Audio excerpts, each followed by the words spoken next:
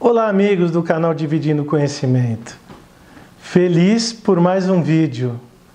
Quero abordar hoje com vocês os benefícios da mediação para a resolução de conflitos.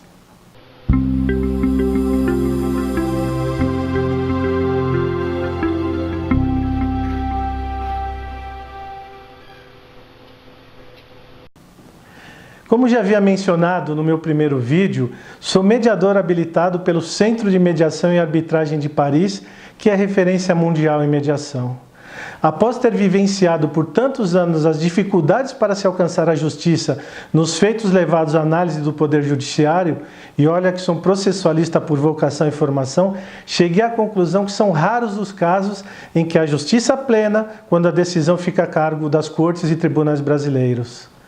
Quando falo na falta de justiça nos feitos levados ao Poder Judiciário, estou diretamente me referindo à morosidade da justiça com seus intermináveis recursos e mau aparelhamento que o Estado confere a esse importante órgão. O Poder Judiciário é indiscutivelmente indispensável para o Estado democrático de direito, de modo que os cidadãos possam buscar amparo em uma sociedade organizada para ter seus direitos resguardados ou reparados quando o conflito não pode ser resolvido pela vontade das partes em litígio. A questão que coloco é que, infelizmente neste país, a resposta na busca da justiça não vem positivamente ou o resultado é ineficaz por conta da demora, gerando diversos prejuízos à sociedade que não consegue alcançar o resultado justo e esperado. É certo que essa incerteza gera instabilidade social, política e financeira, por conta do aumento da sensação de impunidade e alto custo do dinheiro para o Estado e respectivos cidadãos. Todo esse imbróglio aumenta o custo para se obter dinheiro, o que chamamos de custo país, ou seja, os juros cobrados pelos bancos para os cidadãos, para o país e para as empresas, chamado spread. Aumenta por conta dessa falta de resposta adequada pelas cortes brasileiras, prejudicando o crescimento econômico do país e a vida da sociedade.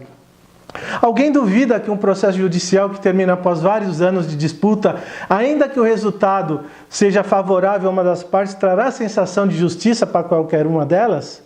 Evidentemente, a resposta é que não haverá justiça, pois o tempo muda as características da situação conflituosa ocorrida na origem versus o longo tempo em que os efeitos são entregues pelos tribunais.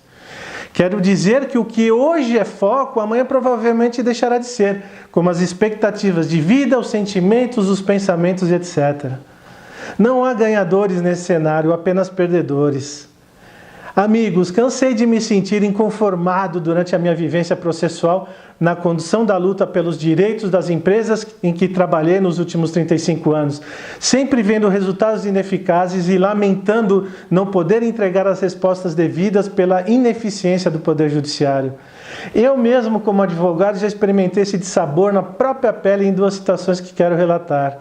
O primeiro foi com meu pai, que havia comprado um apartamento na planta há muitos anos e a construtora não entregou o imóvel pronto, gerando a busca por justiça através da intervenção do Estado. A medida judicial levou 15 anos para chegar ao final e o resultado foi o que meu pobre pai faleceu antes e o que eu e os meus irmãos recebemos depois desse tempo foi um valor ínfimo, gerando a sensação completa de injustiça. Vamos refletir que, mesmo se meu pai estivesse vivo, alguém acha que ele ficaria satisfeito? Óbvio que não. Ele teve que mudar todos os planos de vida para obter uma nova moradia e somente uma resposta rápida poderia trazer a mínima sensação de justiça. Outro caso marcante para citar aqui, dentre tantos outros, foi a cobrança indevida de tarifa por uma empresa de telefonia na minha conta há alguns anos. Para não ficar negativado, eu resolvi pagar o valor e ajuizei a ação perante o Juizado Especial Cível e ganhei na primeira instância o reembolso em dobro do valor pago indevidamente, conforme determina o Código de Proteção ao Consumidor. A empresa de telefonia recorreu e teve a decisão reformada pelo colegiado, que emitiu a decisão em 2 linhas, dizendo que eu não provei não ter utilizado os serviços cobrados, o que é um absurdo por conta da inversão do ônus da prova. Ora, eu não posso dizer que houve má fé ou despreparo dos julgadores, mas o certo é que não houve justiça mais uma vez, porque a lei impedia novo recurso. Quantos casos similares qualquer um de nós pode dizer que conhece? Vários, não é verdade? Por todos esses motivos, amigos, é fácil para quem vivencia diariamente as dificuldades para se buscar justiça neste país pensar em outros modelos de resolução de conflitos. Foi por isso que me interessei profundamente pela mediação.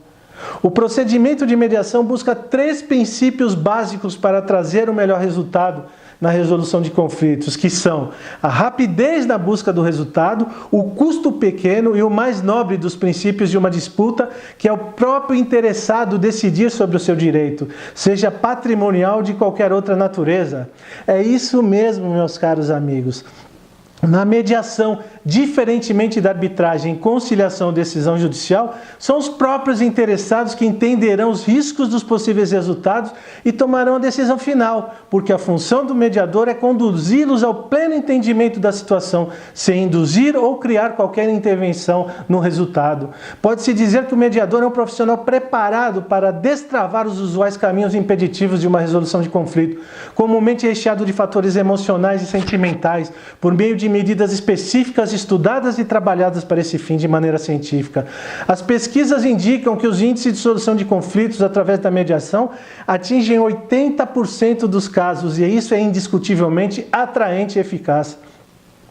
Notem ainda, amigos, que a mediação já é uma medida prevista na lei e comentada pelos estudiosos, juízes e operadores do direito processual, mas vejo um alto potencial de crescimento por seus próprios méritos diante das condições que acabei de explicar. O uso ainda é muito tímido. O presidente do STF, ministro Dias Toffoli, recentemente recomendou fortemente aos advogados da Vale que utilizem outros meios para a solução de demandas para o caso de Brumadinho, o que certamente passa solidamente pela mediação. Essa recomendação do ministro vem ao encontro das minhas aspirações e convicções na certeza de que a mediação é a melhor solução para dar o mínimo de justiça na reparação àqueles que sofreram os terríveis efeitos da tragédia de Brumadinho. Para finalizar, fica aqui minha forte recomendação por tudo que acabei de dizer, para que a mediação seja buscada pelos cidadãos e empresas como o primeiro e principal meio de busca de resolução de conflitos, pela rapidez, pela decisão acerca do direito controverso ser tomada pelo próprio interessado e não por terceiros, e finalmente pelo alto índice positivo de solução. Em caso de dúvidas, podem enviar suas perguntas que terei o maior prazer em responder ou trocar opiniões. Até o próximo vídeo e forte abraço!